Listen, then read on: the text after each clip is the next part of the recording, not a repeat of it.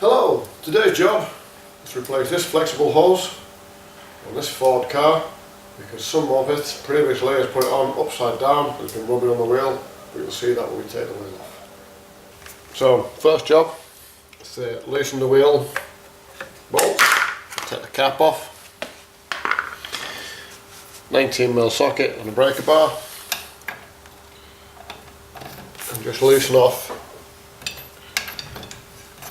the bolts. Don't take them out completely, just loosen them off. It's much easier when the wheel is on the ground. Once you jack it up, unless you've got an impact gun, this becomes a problem. Okay, so they're loose, now we've got to do is jack it up. Hit the jack under the car in a suitable place, jack it up so the wheel comes off the ground.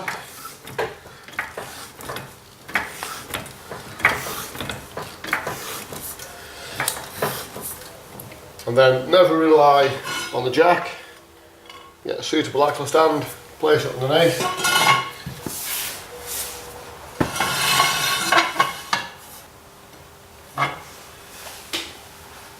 And then rest it on the axle stand.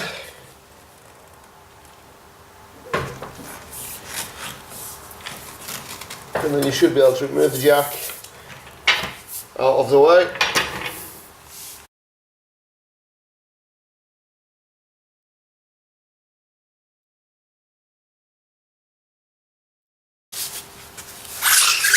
Slightly underneath.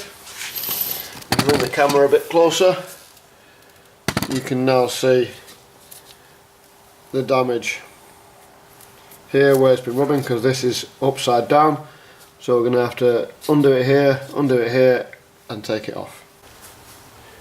Before I even attempt to take this pipe off, even though it's been replaced reasonably recently, I'm going to pepper it with WD. And I'm going to leave it for a good hour to soak in before I take it off, because that's how you start snapping pipes and whatnot. So ideally, if you're going to do this job, this should have been done last night and let to do its work. The biggest mistake I've always made with WD is I've never let it do its job. We all think that you put this on and it works instantly. It doesn't. It takes a little bit of time. It's also a good idea to put a tub underneath to catch all the residue, especially when we get to the brake fluid, because you don't want brake fluid all over the floor. But we'll leave that for an hour, let it do its job. In fact, I'll probably keep coming back every 15 minutes or so and just reapplying it, and then we'll continue. Good chance to go and put the kettle on. Now that we've let the WD do its job, it's been about an hour. Got a 17mm spanner and a 13mm spanner. The top here, 17 holds it in place, so it doesn't move, and the 13 goes on the pipe. And it should undo. There we go. Let's crack that one. Put the light on so we can see. That one's undone. And then an 11mm spanner on the actual caliper. That's undone that one. Like I say, make sure you put a container underneath to catch any brake fluid. Okay, what we've done is we've let the brake fluid drain out from this end so that we don't get too much up here. Let's move it up so you can see. We don't want too much leak into the brake fluid because it takes paint off. And we don't want that. And while it's draining, what we can do is we can drop this end of the pipe in. Ready?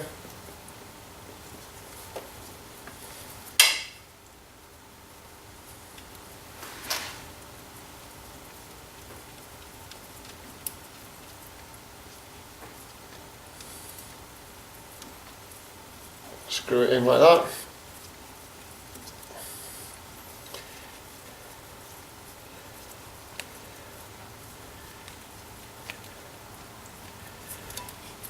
And then It's going to come down instead of up like the other one did. So that'll drop in there like that.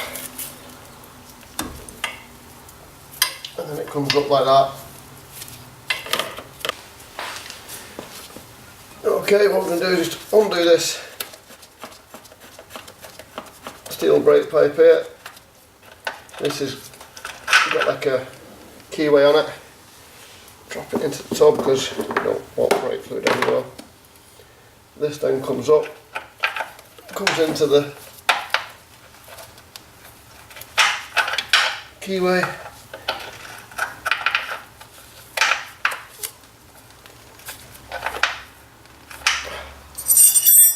You might need a spanner on it just to get it into the right. And then twist around and it won't come out. We can slip that back on there as quick as we can. Once you've got everything in place, tighten everything back up.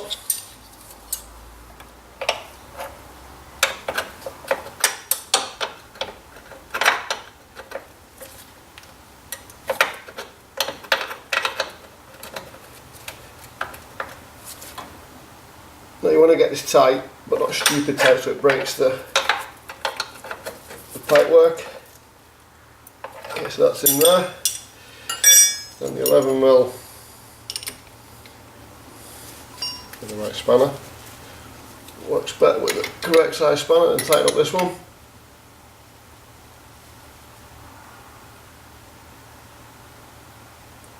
Like so. And give everything a good clean before we go any further.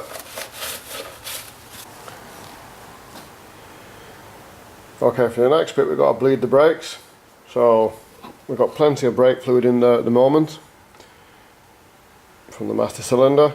What we make as we're bleeding it, we need to make sure it doesn't drop down below because that will get air in the system.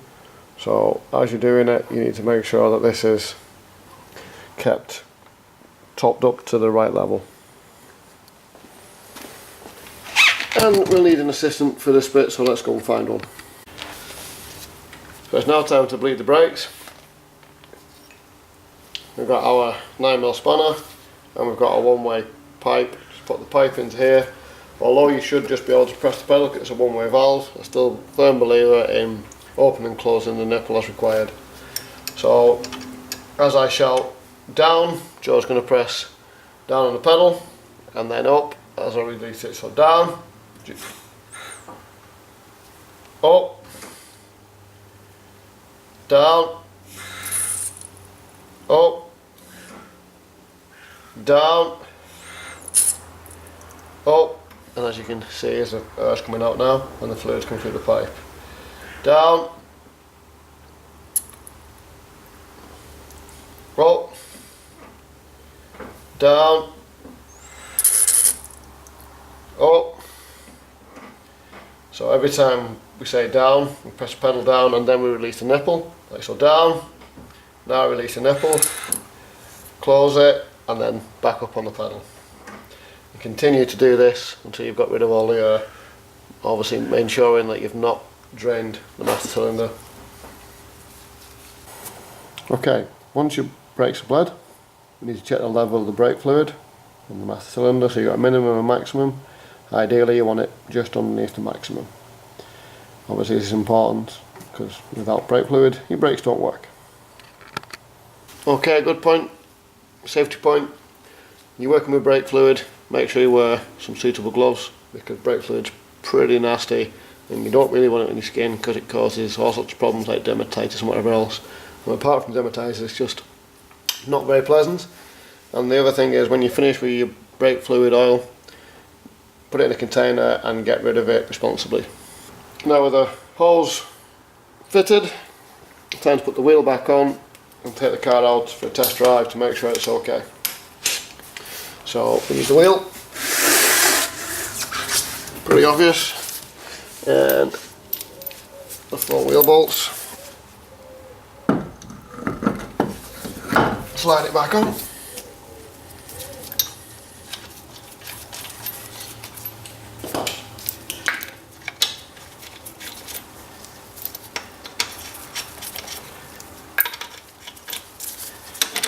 screw them in.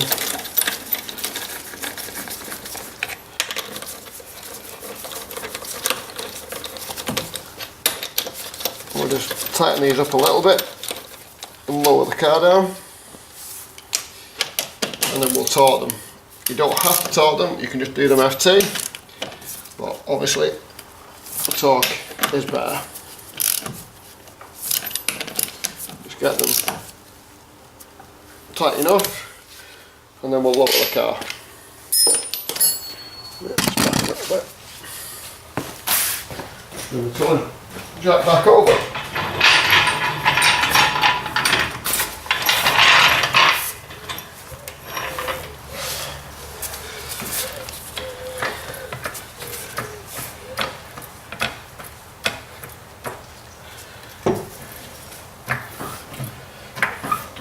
Just jack it enough so it's clear so you can pull your access fans out.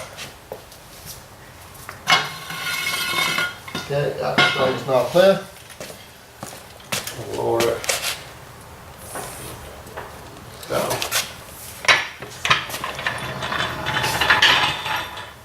Now that it's lowered down, set this torque wrench to 100 Newton meters.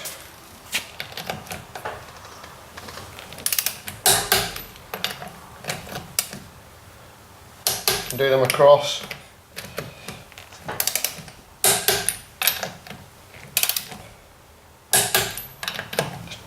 Check each one.